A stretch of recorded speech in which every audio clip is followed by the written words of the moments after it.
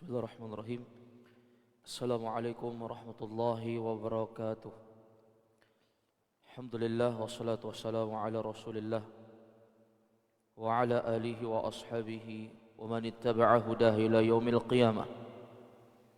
Qala Rabbuna jalla wa ala fi kitabihil karim wa huwa asdaqul qailin. A'udzu billahi as-sami'il 'alim minasy syaithanir rajim min hamzihi wa nafthihi wa nafthihi. يا أيها الذين آمنوا اتقوا الله حق تقاته ولا تموتن إلا وأنتم مسلمون.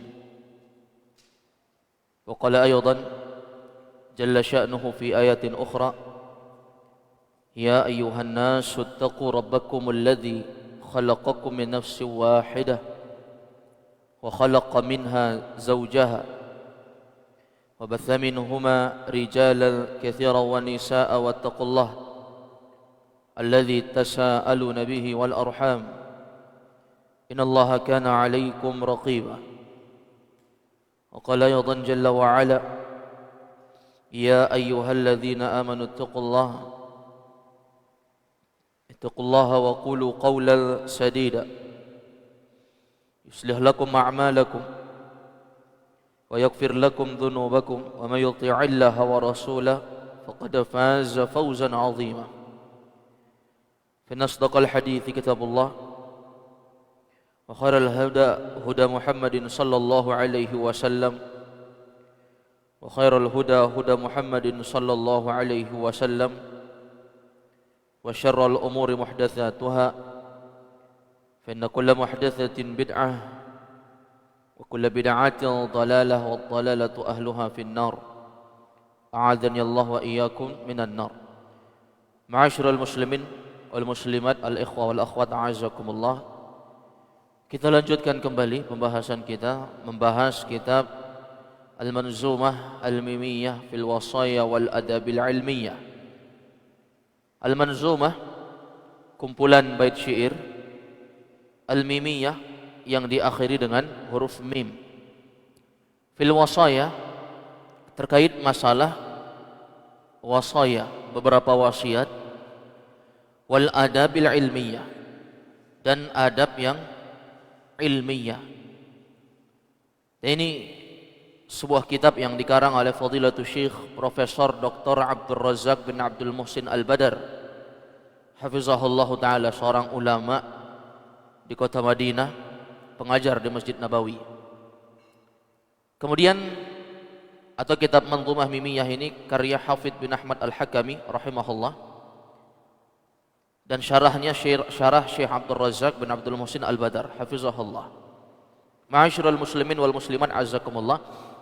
Di malam ini kita akan masuk membahas pembahasan yang ada di halaman ke-67 dari buku cetakan Manaratul Islam, buku cetakan Dar Ibnul Jauzi. Buku cetakan Dar Ibnul Jauzi. Di halaman ke-67 di bait syair ke-64 tepatnya. Bait syair ke-64. Syekh Hafidz bin Ahmad Al-Hakami rahmatullah taala alaih, beliau menyebutkan di bait syair ini, kata beliau, "Wan nusha fabtulhu lit-tullabi muhtasiba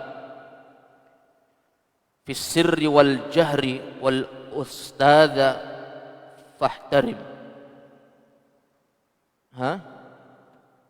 Bait syair ke 62, halaman 66 ya.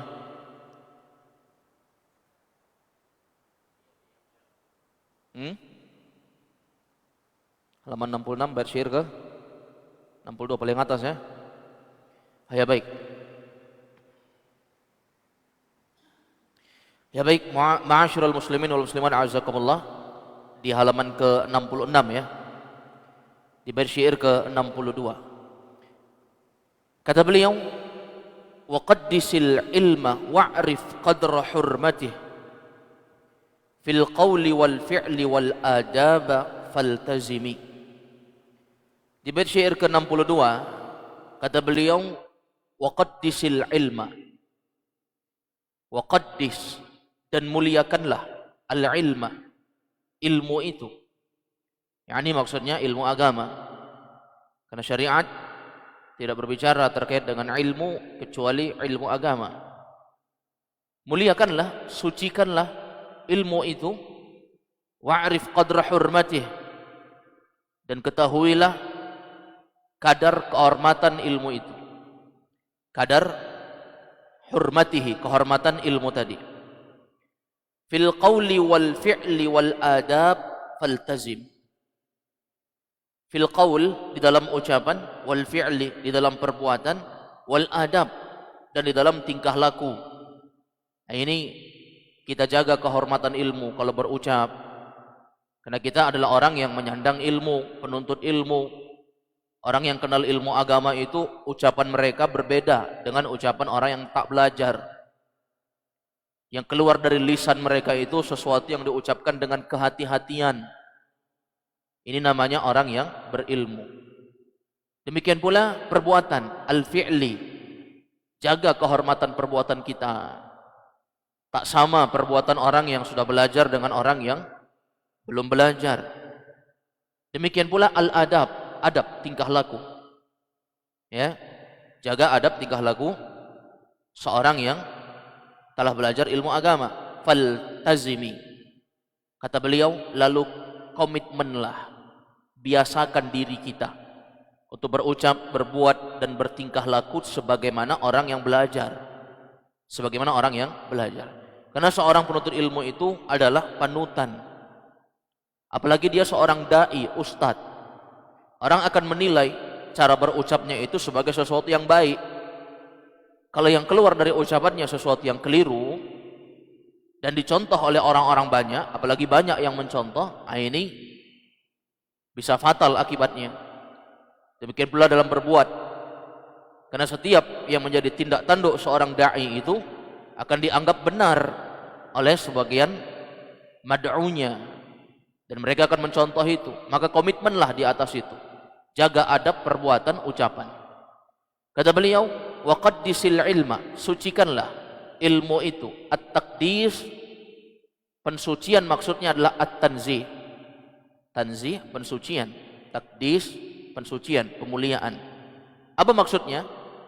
Ay nazzih al-ilma, sucikanlah, muliakanlah ilmu itu an kulli ma la yaliqu bihi, dari sesuatu, setiap perkara yang tidak layak. Kan tidak layak seorang ustadz, seorang penuntut ilmu kemudian ucapannya kotor, baik ucapan secara langsung ataupun ucapan secara tidak langsung. Kadang ada orang yang di depan orang ucapannya baik, kalau bertemu orang ucapannya sopan. Tapi kadang ada orang-orang yang dia tidak menjaga ucapannya di media sosial. Ya, pokoknya kalau di media sosial itu semua yang ada di isi hatinya dia keluarkan dengan ungkapan yang kotor-kotor. Bahkan kalau mengajak orang tentang ilmu agama itu kita harus menampakkan adab yang baik. Tidak menampakkan perdebatan, mencaci maki ajaran orang dengan bahasa tutur kata yang tak layak untuk didengar. Nah, ini tidak seperti itu dakwah. Apakah setiap orang yang datang ke kuburan meminta di kuburan kemudian kita ucapkan sebagai ucapan-ucapan yang sebagian orang menyakiti hati sebagian orang yang lain yang dia ingin benarkan perbuatan mereka? Nah, ini kan tidak seperti itu. Apakah setiap orang datang di kuburan kemudian kita teriaki musyrik, musyrik? Ya kan belum tentu. Ada orang yang beramal hanya ikut-ikutan, tidak dia dasari dengan ilmu.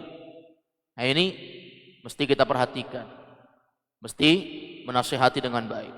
Wa ma la yaliqu bi tullabihi, demikian pula apa yang tidak layak bagi penuntut ilmu, enggak layak. Jadi kita sucikan, jaga nama baik ilmu. Karena kalau perbuatan kita buruk, kadang orang mencap ilmunya yang buruk, ya kan? Dakwahnya yang jadi rusak di mata kaum muslimin itu dakwahnya, bukan dia. Dan orang akan menganggap sama semua. Coba perhatikan, ada orang-orang yang mereka berdakwah dari masjid ke masjid, ya. Mereka berdakwah dari rumah yang satu ke rumah yang lain. Sebagian mereka ada yang menampakkan adab-adab yang tidak baik di masjid. Mungkin mengotori masjid. Mungkin mereka tidak memberikan alas di karpet masjid saat mereka tidur di sana. Ini hanya perbuatan sebagian orang yang akhirnya semua kaum muslimin yang tidur di masjid kena sasaran. Padahal tidur di masjid itu juga dilakukan oleh sebagian sahabat Nabi. Ya. Sebagian mereka ada yang disebut dengan ashabus suffah, orang-orang yang tinggal di masjid. Ya, sebagian mereka tidur di sana dan menjaga adab dan etika. Tatkala mereka tidur, mengalasi tempat yang mereka pakai tidur sehingga tidak keluar kotoran-kotoran yang keluar dari mulutnya, air liurnya, mengotori karpet masjid. Nah, ini mesti dijaga yang seperti ini sehingga ilmu itu terjaga. Walihada yanbaghi 'ala talibil ilmi ay yahtarimal ilma. Kata beliau, hendaknya seorang yang mempelajari ilmu agama dia memuliakan ilmu. Wa ay yahtarima kutubal ilmi, memuliakan kitab-kitab ilmu agama dimuliakan. Ya. Bagaimana cara memuliakan kitab-kitab ilmu agama itu?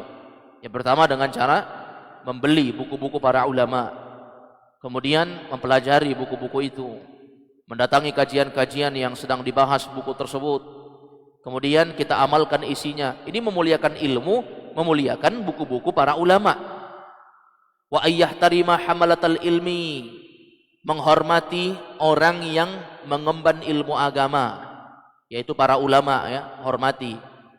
Karena tidak cukup belajar ilmu, mempelajari buku-buku para ulama tapi tidak menghormati para ulama tersebut. Hormati para ulama, apalagi itu ulama kibar, ulama yang besar, ulama yang betul-betul mumpuni dalam ilmu agama, tua dari segi usia dan tua dari segi ilmu. Kata beliau, ayyahtarima hamalatal ilmi, hendaknya seorang itu dia menghormati para ulama, pembawa ilmu agama, yang mengemban ilmu agama. Hormati mereka. Makanya dalam hadis Rasulullah bersabda, al barakatu ma'a akabirikum, keberkahan kalian itu pada ulama besar kalian, kata Nabi. Walihada ja'a fil hadis, oleh karena itu di hadis Rasulullah bersabda, hadis riwayat Imam Ahmad, Al-Hakim dan selainnya, dari Ubadah bin Samit, dan hadis ini dihasankan oleh Syekh Nasiruddin Al-Albani di dalam kitab beliau Sahih At-Targhib wa Tarhib. Apa kata Nabi? Laisa min ummati man lam yujilla kabirana wa yarham saghirana wa ya'rif li'alimina haqqah. Bukanlah dari kalangan umatku, kata Nabi, orang-orang yang mereka tidak menghormati orang yang kabir, orang yang besar. Jadi seorang penuntut ilmu agama itu dia harus menghormati orang-orang yang lebih tua daripada dia. Apalagi orang yang lebih tua itu ulama, hormati mereka. Wa yarham saghirana, dan kalau dia tua, dia harus menyayangi yang lebih kecil. Wa ya'rif li'alimina haqqah, dan dia mengenal hak-haknya orang-orang yang berilmu tadi. Ada hak mereka di dalam menjawab pertanyaan. Ada yang lebih tua dibandingkan kita, serahkan kepada mereka. Walaupun kita mampu untuk menjawab. Ada orang yang lebih senior, apalagi itu adalah ustadz kita. Maka ketika ada sesuatu permasalahan besar, serahkan kepada mereka, karena mereka yang lebih berhak untuk menjawab pertanyaan-pertanyaan yang besar. Makanya betapa banyak kalau kita lihat zaman sekarang itu kerusakan-kerusakan terjadi disebabkan tergesa-gesa untuk berbicara tentang sebuah ilmu. Ada penyakit penuntut ilmu itu jamaah, setiap ada berita viral dia harus angkat suara. Ini penyakit ini, ya. Apalagi zaman sekarang itu zaman manusia itu dakwahnya itu dakwah dengan konten. Seakan-akan harus ada tuntutan untuk kontennya hari-hari. Ada masalah, ini supaya akun media sosial saya ini booming, semua orang mencari akun media sosial saya, viral di mana-mana. Akhirnya tuntutan konten ini membuat dia tertuntut, terpaksa untuk berbicara. Akhirnya pada masalah-masalah yang bukan haknya dia berbicara di situ, dia berbicara. Ini dicela oleh Nabi. Kata Nabi, wa ya'rif li'alimina haqqah. Bukanlah dari kalangan umatku orang yang mereka berbicara pada sesuatu yang mereka tidak mengenal haknya para ulama, yang harusnya para ulama yang berbicara di situ. Para ulama yang berbicara di situ. Akhirnya kalau dia salah berbicara, yang kena itu dakwah Islam yang dituding. Berbicara tentang masalah-masalah orang-orang kafir, ya, melakukan perdebatan-perdebatan. Zaman sekarang banyak nih lagi ngetren, ya, perdebatan-perdebatan, debat secara online dengan orang-orang kafir. Akhirnya ketika dia tidak mampu untuk menjawab pertanyaan-pertanyaan yang diajukan oleh orang-orang kafir dan ditonton oleh ribuan orang, nama dakwah yang kena di situ, Islam yang tercela di situ. Maka berikan hak-haknya para ulama itu, biarkan mereka yang menjawab. Kecuali pada masalah yang memang kita ditanyakan secara pribadi, kebetulan dia berjumpa dengan kita, bertanya tentang perkara-perkara yang ringan, maka kita jawab masalah ini. Tapi masalah yang menampakkan, memberikan dampak yang besar bagi umat semuanya, ini serahkan kepada para ulama. Fas'alu ahla dzikri in kuntum la ta'lamun. Tanyalah orang yang berilmu kalau kalian tidak tahu. Wa qauluhu fil qawli wal fi'li. Kemudian kata beliau, di dalam ucapan dan perbuatan. Ini perhatikan. Ucapan kita, perbuatan kita, hati-hati kita jamaah. Makanya Nabi SAW mewanti-wanti ini. Kata Nabi, man kana yu'minu billahi wal yawmil akhir falyakul khairan aw liyasmut. Siapa yang beriman kepada Allah dan hari akhir, maka hendaknya dia berucap dengan ucapan yang baik, atau minimal dia diam saja kalau memang tidak pantas untuk berbicara. Ailiyakun takdisuka lil ilmi wa ma'rifatuka biqadarihi fi aqwalika wa af'alika. Yaitu maksudnya hendaklah, kata beliau, liyakun takdisaka, hendaklah pensucianmu itu lil ilmi, untuk ilmu. Liyakun takdisuka, hendaklah pensucianmu itu untuk ilmu, wa ma'rifatuka, dan pengetahuanmu itu biqadarihi, dengan kadarnya, fi aqwalika wa af'alika, dalam ucapan dan perbuatanmu. Jadi kita harus tahu kadarnya, kadar berucap, kadar berbuat. Agar apa? Musyiran lidzalika ila annal adab allati tura'i fi haqqil ilmi minha adabun qauliyah wa minha adabun fi'liyah. Ini menjadi isyarat bahwa orang yang berilmu itu dia harus memiliki adab allati tura'i, yang mesti dia perhatikan, fi haqqil ilmi, di dalam haknya ilmu. Minha adabun qauliyah, ada adab qauliyah, adab berucap, wa minha adabun fi'liyah, dan ada adab dalam berbuat, dalam bertindak tanduk. Wa sayati 'indan nadhim rahimahullah dzikru syai'in minha, dzikra syai'in minha, dan akan datang, ya, penulis Syekh Hafidz bin Ahmad Al-Hakami akan menyebutkan tentang perkara ini. Qala wal adaba faltazimi, kata beliau, dan adab ini mesti diperhatikan juga, dan komitmenlah. Ini yang susahnya, komitmen ini. Tapi komitmen dalam masalah kebaikan itu Allah bisa karena biasa sebenarnya jemaah. Walaupun memang kalau orang sudah mendarah daging perbuatan buruk pada jiwanya, biasanya masih terbawa-bawa itu. Apalagi kalau sudah setahun, 2 tahun, 3 tahun, apalagi puluhan tahun, terbiasa. Seperti yang kita bahas di pertemuan yang telah berlalu, ada orang yang dia sudah jadi ustadz sekalipun, tapi karena mendarah daging, sering berbicara dengan ucapan kotor, kadang selalu saja keluar dari lisannya seperti itu. Maka jangan biasakan hal-hal yang seperti ini mendarah daging. Termasuk kita mendidik anak-anak kita, ya, biasakan mereka untuk hormat sama yang lebih tua, memanggil dengan sebutan kakak atau memanggil dengan sebutan abang misalnya. Hormat yang lebih tua. Karena sebagian daerah itu jamaah ada adat kebiasaan antara orang yang muda dengan yang tua itu memanggil dengan sebutan nama tanpa penghormatan. Tanpa sebutan penghormatan. Nah, ini kan keliru. Ini sebab apa? Dibiasakan dari kecil.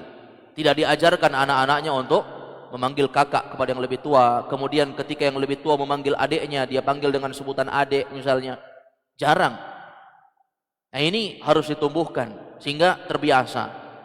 Ya, anak-anak itu tumbuh menjadi orang yang memiliki sopan santun ketika berbicara. Kata beliau, al-adab al-maf'ul bihi muqaddam. Adab di sini adalah maf'ul bihi muqaddam. Ya, makanya dia mansub. Ai iltazim bi adabi talabil ilmi. Yaitu komitmenlah dengan adab penuntut ilmu. Jadi maksudnya itu iltazim, ya, iltazim bi adab. Yaitu komitmenlah dengan adabnya para penuntut ilmu. Harus dibedakan. Wa hadza babun azim. Ini masalah bab yang sangat besar. Afradahu ahlul ilmi bi kitabatin nafi'ah. Yang para ulama ahli ilmu menyendirikan di dalam buku-buku yang bermanfaat, wa musannafat mufidah, dan di dalam karangan-karangan yang berfaedah. Jadi ada banyak buku-buku khusus yang membahas terkait masalah-masalah adab penuntut ilmu. Ada buku bagus ya, karangan Syekh Muhammad bin Shalih Al-Utsaimin. Judulnya Kitabul Ilmi. Nah, ini sudah diterjemahkan ke bahasa Indonesia ini. Bagus dibeli ini. Kemudian ada buku yang berjudul Ma'alim fi Tariqi Talibil Ilmi. Ini bagus juga, rambu-rambu dalam menuntut ilmu. Ma'alim fi Tariqi Talibil Ilmi. Demikian pula ada buku yang berjudul Kaifa Tatahammas li Talibil Ilmi. Ini bagus juga ini. Demikian pula buku Manzumah Mimiyah yang kita baca pada saat ini. Kita tahu adab-adab penuntut ilmu. Demikian pula apa yang didapatkan bagi orang yang belajar ilmu agama. Kemudian di bait syair ke-63, wajahat bi'azmi qawi lan thina'a lahu law ya'lamu al-mar'u qadral ilmi lam yanami. Ini bait syair yang sangat bagus di bait syair ke-63 ini. Kata beliau, wajahat, bersungguh-sungguhlah. Sungguh-sungguh artinya apa? Kerahkan semuanya. Kerahkan kekuatan daya, upaya, semuanya kerahkan. Untuk apa? Bi'azmi qawi, dengan bertekad, dengan sekuat-kuatnya. Azam, berazam, bertekad. Qawi, dengan sekuat-kuatnya. Lan thinaa lahu, kalau kita sungguh-sungguh punya tekad yang kuat, tidak akan ada yang bisa menghalangi kita untuk menuntut ilmu, untuk belajar ilmu agama. Intinya bertekad, punya azam kuat, punya cita-cita, saya ingin membenahi diri dan membenahi orang-orang terdekat serta keumuman manusia. Makanya ma'asyiral muslimin wal muslimat azakumullah, di antara ayat doa yang diajarkan oleh Allah untuk kita berdoa dengan itu, waja'alna lil muttaqina imama, jadikanlah aku di tengah-tengah orang yang beriman itu sebagai imam. Di tengah-tengah orang yang bertakwa itu kita menjadi imam. Salah satu penafsirannya apa? Kita menjadi orang yang ikut menyebarkan kebaikan di situ. Jangan selalu ada anggapan, oh kan adanya ustadz di situ, kan adanya ustadz di situ, kan ada orang alim, kan ada orang alim. Kita jadi orang biasa saja. Ini keliru jamaah. Karena niat belajar agama itu angkat kebodohan pada diri sendiri, angkat kebodohan pada orang terdekat, anak, istri, keluarga, orang tua, adik, kakak, semuanya kita ajarkan. Setelah itu untuk semua orang. Ini ilmu agama itu. Bagaimana caranya supaya kita nggak terhalangi dari belajar agama? Bertekad. Minimal ada satu ilmu yang kita bidangi di situ. Kalau kita suka dalam bidang ilmu membaca Al-Quran, fokus dalam ilmu tajwid. Belajar ilmu yang baik dalam masalah membaca Al-Quran. Ya, beli buku tajwid dasar, menengah, tingkat atas, bersimpu duduk di hadapan seorang alim. Kalau nggak dapat ulama belajar di luar negeri, ustadz di Indonesia pun jadi. Yang penting belajar. Ada yang dia lebih fokus kepada masalah fikih, punya keinginan, kecenderungan khusus dalam masalah fikih, belajar. Beli buku-buku fikih yang dasar, ya, komitmen dan bersungguh-sungguh, pasti jadi, tidak mungkin tidak. Yang penting dia komitmen, sungguh-sungguh dalam satu hari pasti dia ada membaca buku itu. Ini luar biasa. Lau ya'lamul mar'u qadral ilmi lam yanami.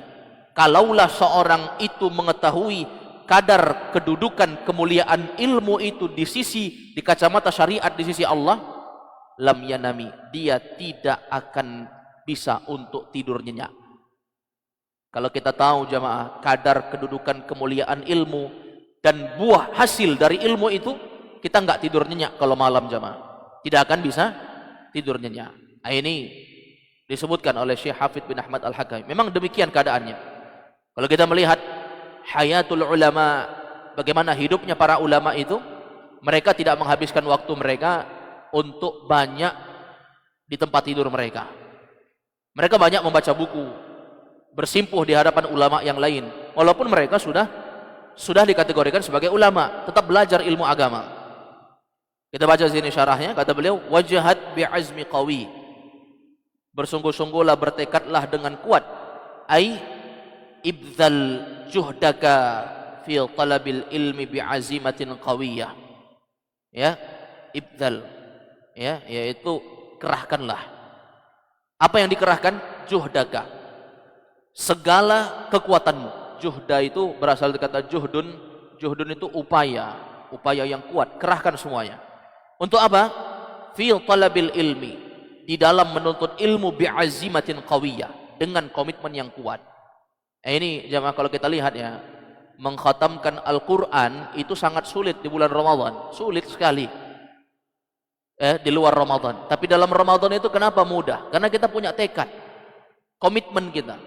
Ya, ada yang bikin tabel-tabel itu, pokoknya tamat dalam 1 bulan, 1 hari, ya, ada 5 kali sholat. Setiap habis sholat itu dia membaca sebanyak 2 lembar. Berarti kalau dalam 1 hari 10 lembar, 1 juz. Jadi kalau dia lakukan rutinitas, setiap habis sholat 2 lembar, setiap habis sholat 2 lembar, habis sholat 2 lembar, rutin dia baca 30 hari, 30 juz tamat. Bagaimana bisa tamat itu di dalam Ramadan, sementara di luar Ramadan tak bisa tamat-tamat? Ya, karena kita nggak berkomitmen. Jadi betul kata Syekh, kalau kita punya sungguh-sungguh ijtihad, sungguh-sungguh bi'azmin qawi, dengan komitmen yang kuat, lan thina alahu, tidak ada yang bisa menghalangi kita. Ya, tidak ada yang bisa menghalangi kita. Wa fi du'ail ma'thur, demikian pula disebutkan dalam doa yang telah warid, yang datang dari Rasulullah.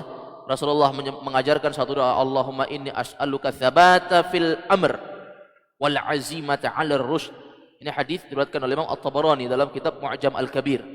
Ya, dari hadis Shaddad bin Aus radhiyallahu anhu, ya, dengan sanad yang jayyid sebagaimana disebutkan dalam kitab Silsilah As-Sahihah. Kata Nabi, berdoalah dengan doa Allahumma inni as'aluka tsabata fil amr.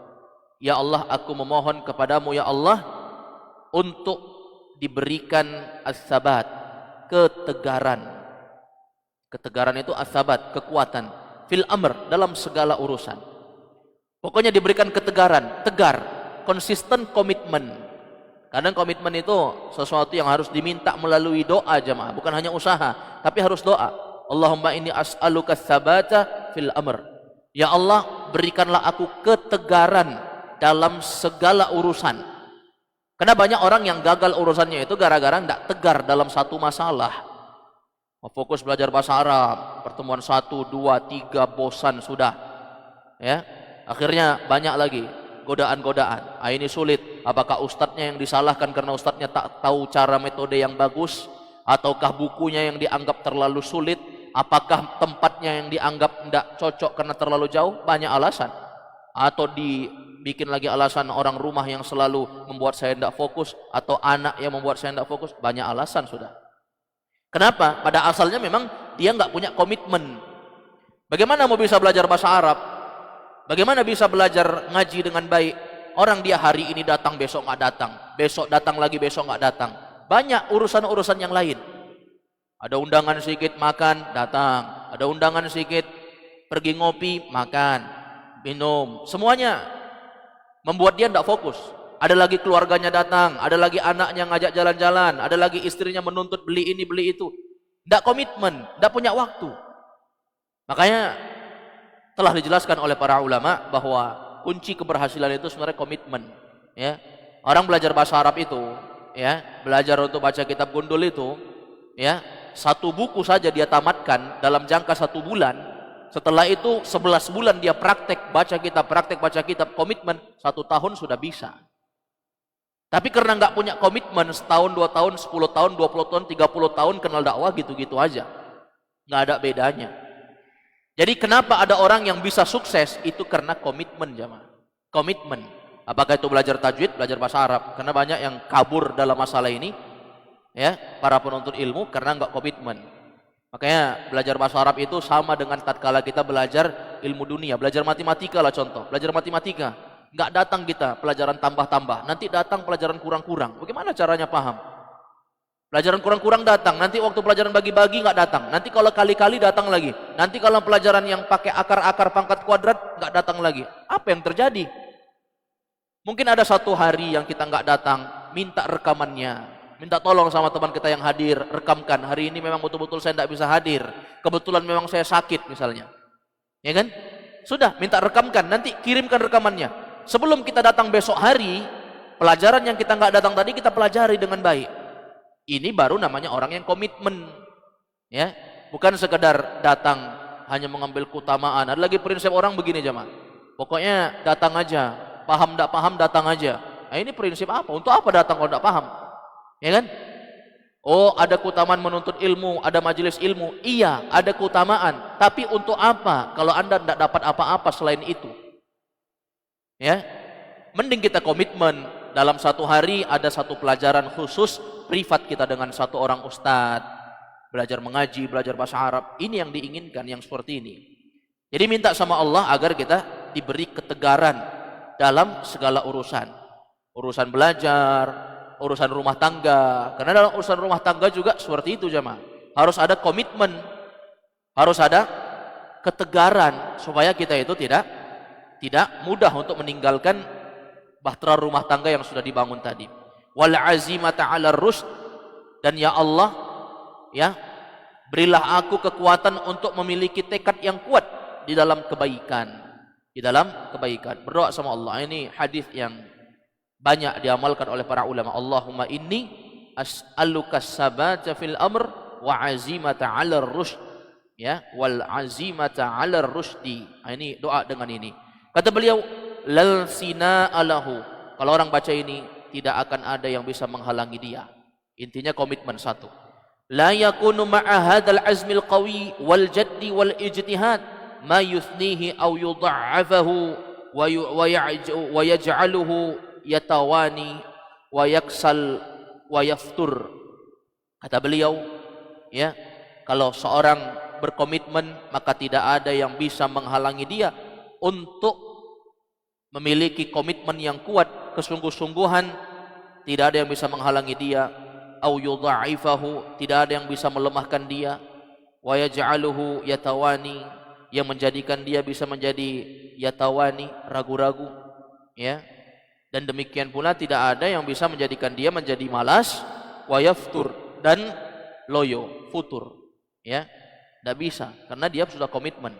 Tadi sudah kita jelaskan juga, ya, atau di pertemuan-pertemuan yang telah berlalu sudah kita jelaskan bagaimana tipsnya agar kita itu bisa istiqamah, bisa rutin datang taklim setiap malam.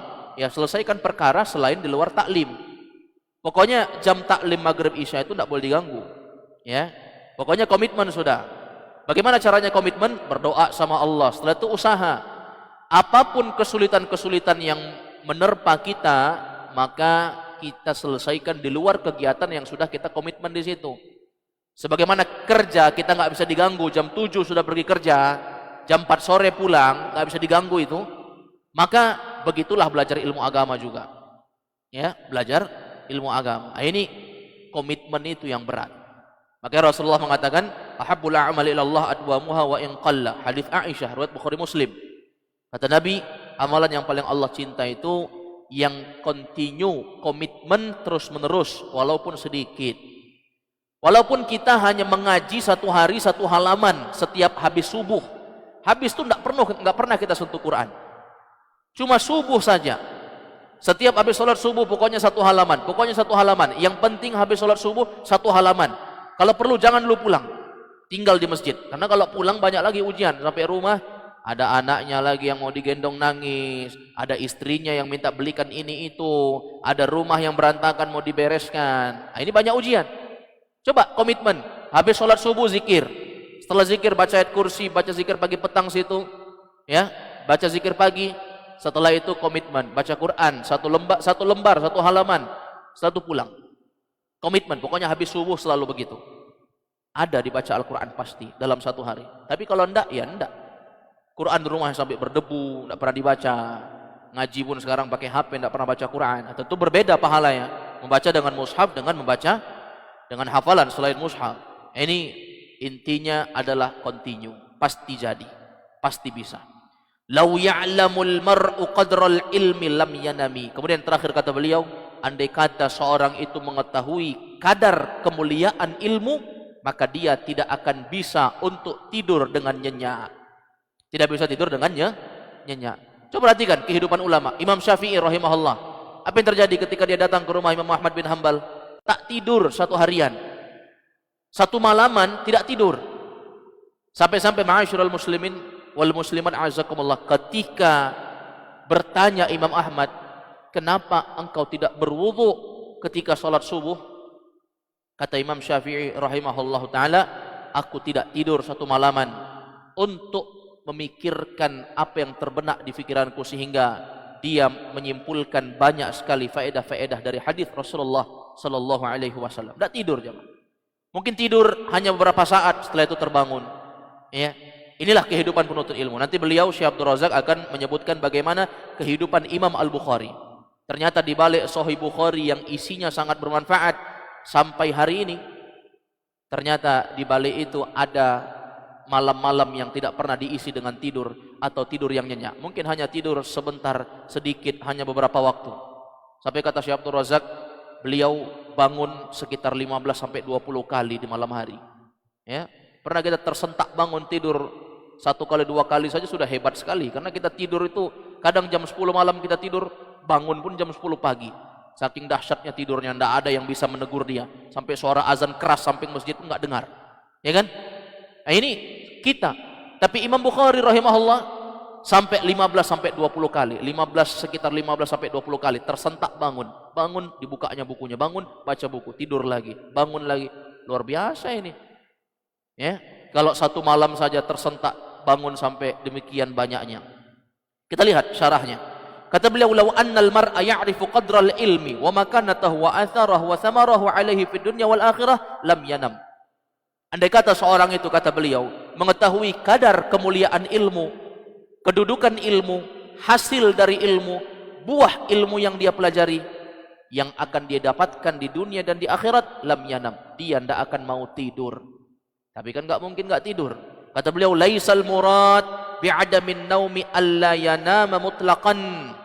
Bukan maksudnya di sini enggak tidur sama sekali. Karena manusia itu butuh tidur, kecuali dia Tuhan. Ya, la ta'khudhuhu sinatun wala naum. Kalau Allah itu tidak terbetik sama sekali rasa ngantuk dan tidak tidur selama-lamanya. Ini Allah Tuhan, kita bukan Tuhan, kita makhluk. Ya, makhluk pasti tidur. Tapi kata beliau, kalau kita tahu bagaimana kedudukan ilmu, hasil ilmu, buah yang didapatkan di dunia dan di akhirat, kita tidak akan mau tidur. Tapi kan tidak bisa, harus tidur. Tapi kita itu sebenarnya tidak mau tidur. Tapi karena harus tidur, maka kita tidur. Tapi tidurnya bukan dengan tidur yang nyenyak. Kata beliau di sini rahimahullah hafizahullah taala, izhaza ghairu mungkin. Kalau enggak tidur sama sekali, ini enggak mungkin. Karena kita manusia biasa, paling kuat tidak tidur 3 hari, setelah itu tidur tidak bangun-bangun lagi.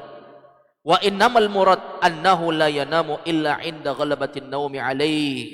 Yang diinginkan di sini, dia tidak tidur kecuali memang betul-betul saat sudah ngantuk sekali. Kalau kita jamaah zaman sekarang ini tidur karena sudah terlalu capek kerja, bukan karena terlalu capek mengaji baca Al-Quran atau terlalu capek belajar ilmu agama baru tidur, enggak. Atau terlalu capek main HP, ya kan? Banyak orang malam-malam itu tertidur karena terlalu capek main HP. Capek sudah baca statusnya orang, baca berita viral kiri kanan, scroll HP sampai capek. Tidur, akhirnya ketiduran, nggak baca doa, tidur. Kenapa? Ketiduran. Tapi kata beliau, mereka itu para penuntut ilmu tidur betul-betul memang dalam kondisi harus tidur, sudah terlalu capek belajar agama. Wasyiddah ihtiyajihi lahu, atau karena betul-betul memang butuh tidur baru dia tidur. La annahu yanamun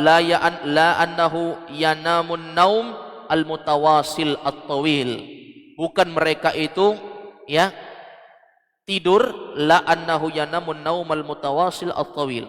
Kata beliau, mereka itu tidak tidur dengan tidur yang mutawasil, yang bersambung-sambung. Tidurnya tidur berseri-seri. Penuntut ilmu itu enggak tidur bersambung-sambung, tidur berseri-seri, at-tawil, panjang lagi serinya. Ada seri part 1, tidurnya itu dari ba'da subuh sampai jam 7. Setelah itu bangun ke kamar mandi, setelah itu tidur lagi. Part 2-nya nanti dia sampai jam 9. Setelah itu bangun, makan, tidur lagi. Pokoknya targetnya sampai zuhur. Nah, ini ada yang seperti itu. Ada juga targetnya lanjut. Pokoknya jangan bangun-bangun. Habis subuh tidur sampainya zuhur. Zuhur bangun sholat, tidur sampai asar. Asar tidur sampai maghrib. Maghrib pergi begadang sampai jam 12 malam. Sampai jam 1 malam. Besok bikin lagi begitu.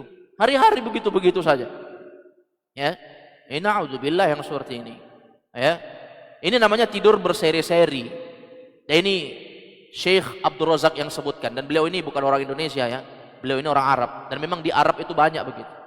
Ya. Ini kebiasaan di tengah-tengah masyarakat-masyarakat yang tidak mengenal ilmu agama. Akhirnya apa? Mereka menghabiskan waktu malam hari itu memang untuk hidup. Memang kalau kita lihat kebiasaan manusia di sana itu siang tidak pernah muncul. Tidak ada sebatang hidung pun tidak ada kita lihat. Kosong. Kenapa? Karena mereka hidupnya di malam hari. Oh, di malam hari habiskan waktu untuk tidak bermanfaat. Ada yang nongkrong sampai tidak kenal waktu. Bahkan nanti kalau waktu dekat-dekat subuh baru ngantuk, baru pulang semuanya. Na'udzubillah kalau seperti ini. Ya. Ini bukan penuntut ilmu yang seperti ini. Karena hari-harinya pasti akan sia-sia. Dan ada penyakit yang muncul jemaah. Ternyata tidur berseri-seri bersambung-sambung itu ada menimbulkan efek penyakit, lemah akal, lemah mikir. Orang Makassar bilang suka beleng-beleng, kalau bicara sama dia nggak pernah fokus. Selalu mikir, loading lama. Ini kenapa? Efek an-naumul mutawasil at-tawilah. Tidur berseri-seri dengan waktu yang kadar kelewatan.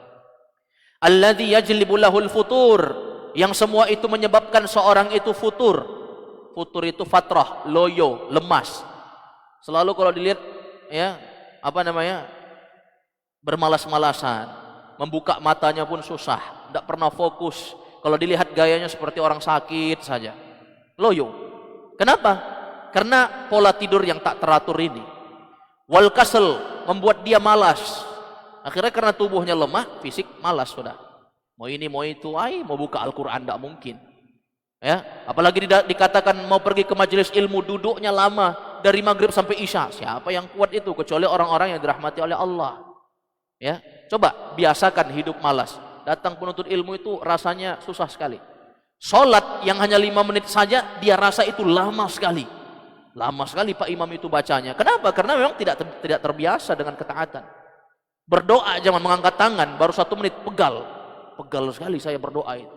Ini Pak Imam ini kunut lama sekali misalnya, ya. Akhirnya pegal dia. Kenapa nggak biasa mengangkat tangan begini?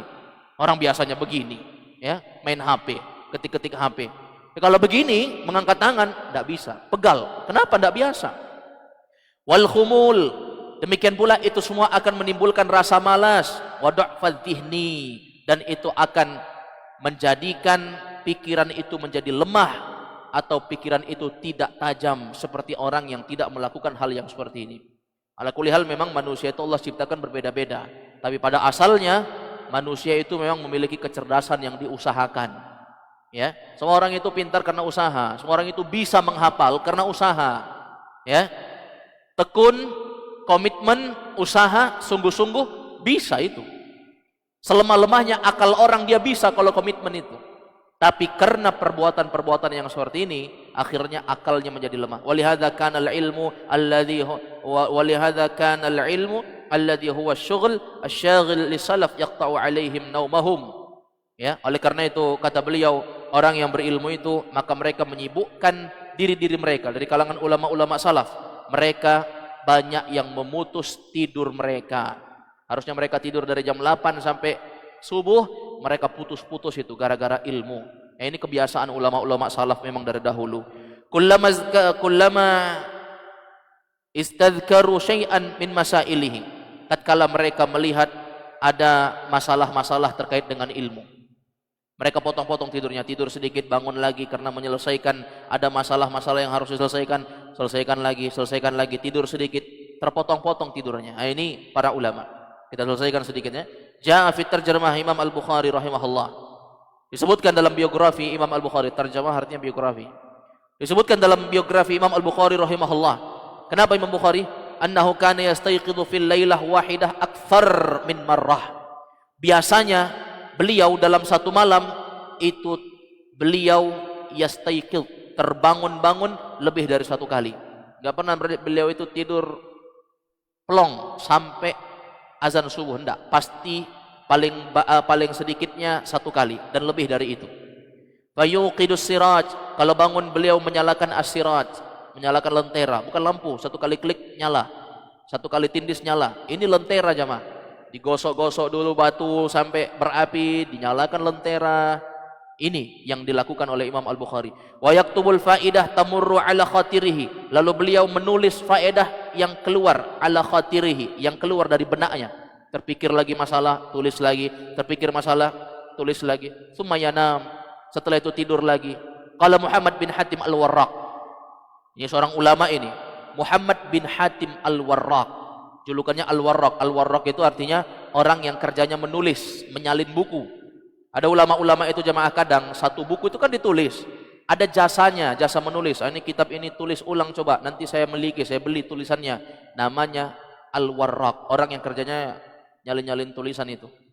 Ya, nyalin-nyalin tulisan itu namanya Al-Warraq. Beliau pernah menceritakan, karena Abu Abdillah adalah dulu Abu Abdillah, yaitu Imam Bukhari maksudnya. Imam Bukhari kunyahnya Abu Abdillah. Dulu Imam Bukhari rahimahullah, idza kuntu ma'ahu fi safarin, kalau aku safar sama beliau sama-sama, yajma'una baitun wahid illa fil qaid, maka kami tinggal satu rumah sama-sama kecuali dalam masalah tidur. Kalau kami jalan sama, kami singgah sama, kecuali kalau tidur kami enggak sama. Ya, kata beliau, ya, fa kuntu arahu yaqumu fil lailah wahidah 15 marrah ila 20 marrah. Dahulu aku melihat Imam Bukhari kalau beliau tidur malam, yaqum, maka beliau pasti akan terbangun dalam satu malam itu 15 sampai 15 kali, ila 20 marrah, sampai 20 kali. 15 sampai 20 kali bangun. Bayangkan itu jemaah. Ya, 15 sampai 20 kali bangun. Ini kita pikir aja enggak terpikir di kepala kita bagaimana itu bangun. Berarti enggak tidur lah, bisa dibilang tidur ayam yang enggak bangun, yang tidur bangun demikian. Apa yang beliau lakukan? Fi kulli dzalika ya'khudul qadahah. Setiap kali beliau bangun, beliau mengambil al-qadahah. Qadahah itu alat menyalakan api zaman dulu, seperti batu-batu yang kering, itu digosok-gosokkan pakai tangan, ya. Kemudian fayuwari naran, nyala api. Yuwari naran, nyala api dengan batu yang digosok-gosokkan tadi, namanya qadahah. Biyadihi, dan itu dia lakukan dengan tangannya. Wa yusrij, lalu dia nyalakan lenteranya. Ya, nyalakan lentera karena malam tidak ada listrik ya zaman dahulu. Wa yukharrij ahadits, lalu beliau mentakhrij hadis. Wa yu'allimu 'alaiha, lalu beliau belajar. Thumma yad'u ra'sahu, lalu beliau meletakkan lagi kepalanya. Berarti 15 sampai 20 kali bangun, nyalakan lentera lagi, kemudian belajar takhrij hadis. Takhrij hadis itu luar biasa itu jamaah. Ya.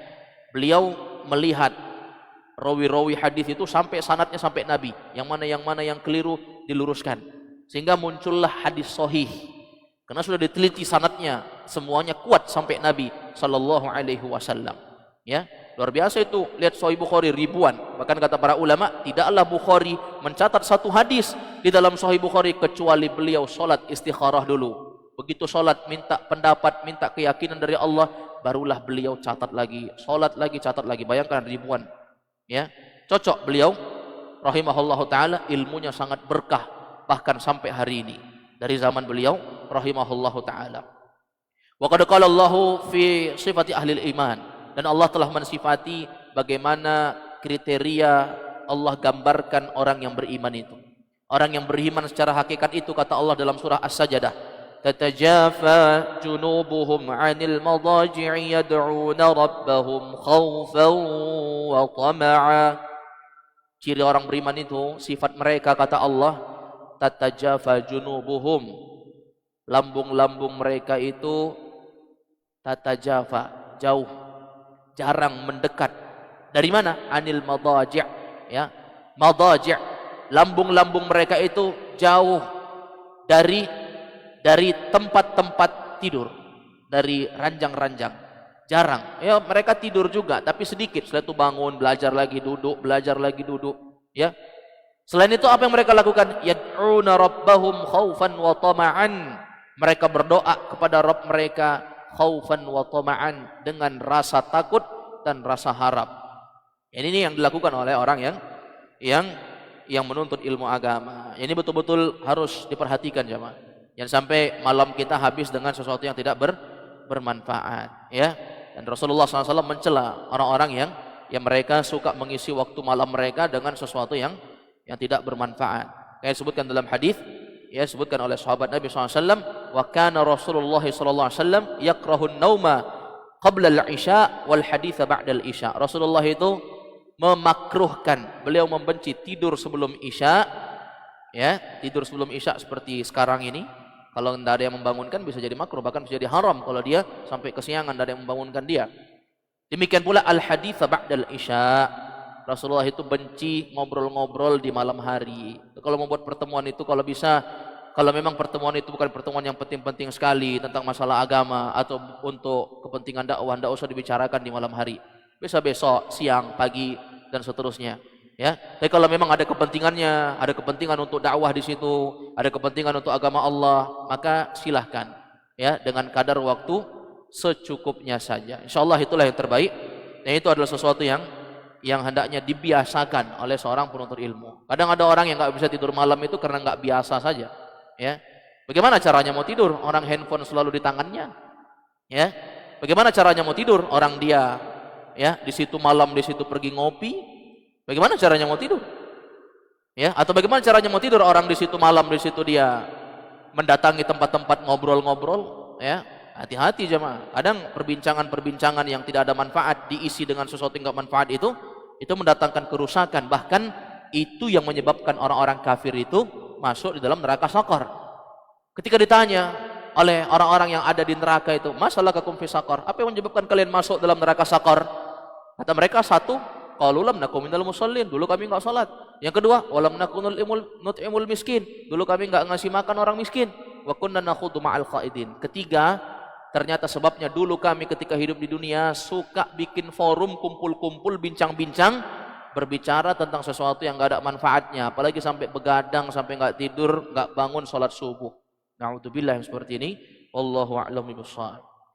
Ya, ini makna dari hendaknya kita memuliakan ilmu, memuliakan dengan berbicara kita, berbuat dan beradab kita, ya, harus menampakkan orang yang sebagai orang yang berilmu. Wallahu a'lam bishawab. Naktafi bihadzal qadar. Subhanakallahumma wa bihamdik, asyhadu an la ilaha illa anta astaghfiruka wa atubu ilaik. Assalamualaikum warahmatullahi wabarakatuh.